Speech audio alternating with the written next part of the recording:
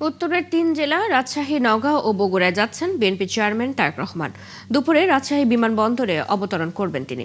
বিমানবন্দরে তাকে স্বাগত জানাতে অপেক্ষায় আছেন নেতারা। বিস্তারিত জানাতে আমাদের সাথে এই মুহূর্তে যুক্ত হচ্ছেন সহকর্মী রাশিদুল হক রুশো।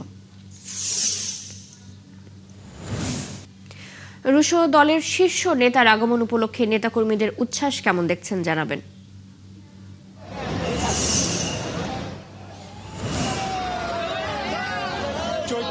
উচ্ছ্বাস একেবারে বাঁধভাঙ্গা। আমরা যতদূর খবর পেয়েছি এখানে আমি ঠিক এই মুহূর্তে আছি শামুকদম বিমানবন্দরের সামনে। এখানে যে নেতাকর্মীদের ইতিমধ্যে দেখছি আমরা ভিড় জমে গেছে নেতাকে এক নজর দেখার জন্য।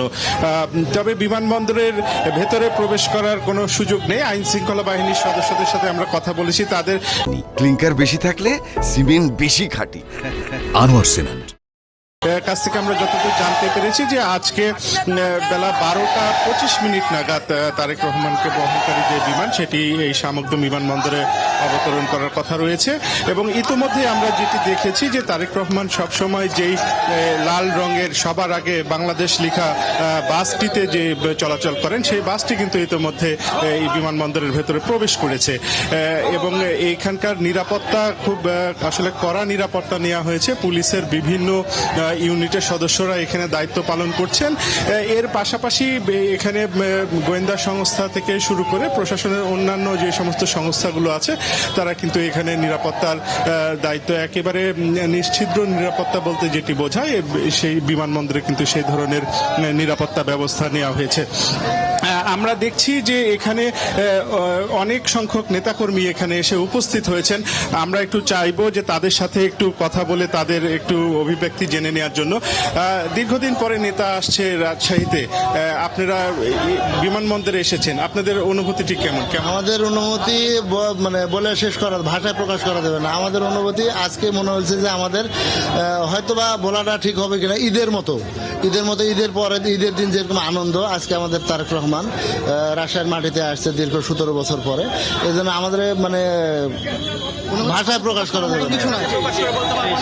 কি উৎসব আজকে মনে হচ্ছে যে আমাদের একটা অনেক দিনের সাধনা, প্রায় 17-18 বছর পর আমরা একটা স্বাধীনভাবে ফিরে আসছি দেশে। 22 বছর পর আমাদের নেতা আসছে। আজকে আমাদের ঈদের চাইতে বেশি আনন্দ। যে চৈতি শুনছিলেন তারা যেটি বলছিলেন যে এই আনন্দটাকে তারা ঈদের আনন্দের মতো তারা ভাগাভাগি করতে চান।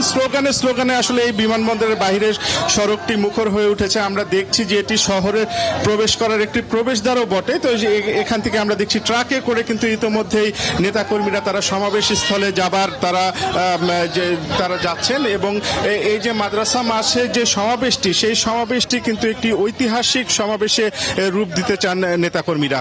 তো সব মিলিয়ে এখন শুধুমাত্র অপেক্ষা, সমস্ত প্রস্তুতি শেষ, শুধুমাত্র অপেক্ষা যে তারেক রহমান এসে রাজশাহীতে পৌঁছবেন এবং তিনি জনসভায় বক্তব্য দেবেন। সেই বক্তব্য নেতাকর্মীরা আসলে শুনবেন, সেটি আসলে প্রত্যাশা বা অপেক্ষা। চৈতি, আপনি আছেন সেখানে, নিশ্চয়ই তারেক রহমান বিমানবন্দরে যখন পৌঁছাবেন আমরা আবারও আপনার সাথে যুক্ত হব। ধন্যবাদ। রাজশাহী বিমানবন্দর থেকে যুক্ত ছিলেন সহকর্মী রাশিদুল হক রুশো।